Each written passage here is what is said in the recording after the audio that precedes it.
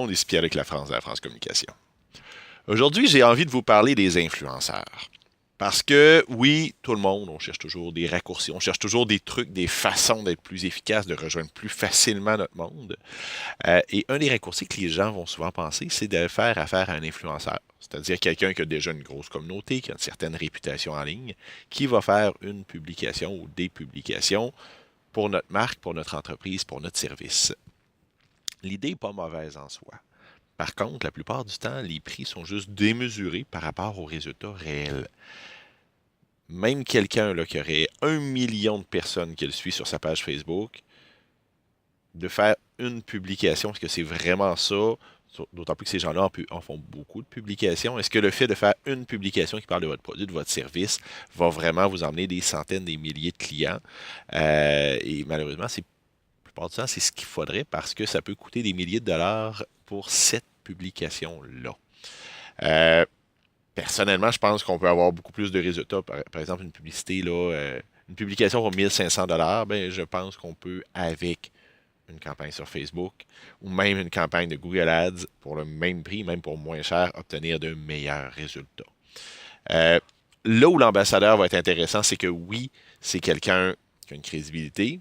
Du moins, je vais vous conseiller de choisir quelqu'un qui a une crédibilité qui peut nous permettre de se mettre sur la map, de se faire connaître, d'être un peu plus. Fait que sur une campagne où il y aurait beaucoup d'argent, oui, ça pourrait être à un moment donné un des points. Mais pour une seule publication, moi, je ne vois pas l'intérêt.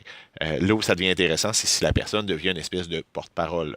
Oui, ça va coûter plus cher. Par contre, cette personne-là va s'associer à son entreprise. En contrepartie, assurez-vous d'avoir la bonne personne, d'avoir quelqu'un qui a vraiment le type d'énergie, le type d'image, le type de valeur qui rejoignent ce que vous faites.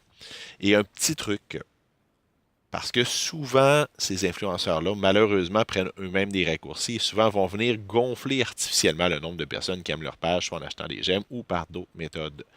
Regardez le nombre de commentaires, de j'aime, de réactions à leurs messages. Quelqu'un qui a une communauté de 300 000 personnes, c'est pas normal qu'il y ait régulièrement 10 réactions et moins à ces messages. C'est une lumière qui doit s'allumer. Ça veut dire soit qu'elle a gonflé son nombre, ce que je soupçonne fortement, soit que sa communauté n'est pas active, ce qui est aussi pire. Souvent, ça va être les deux.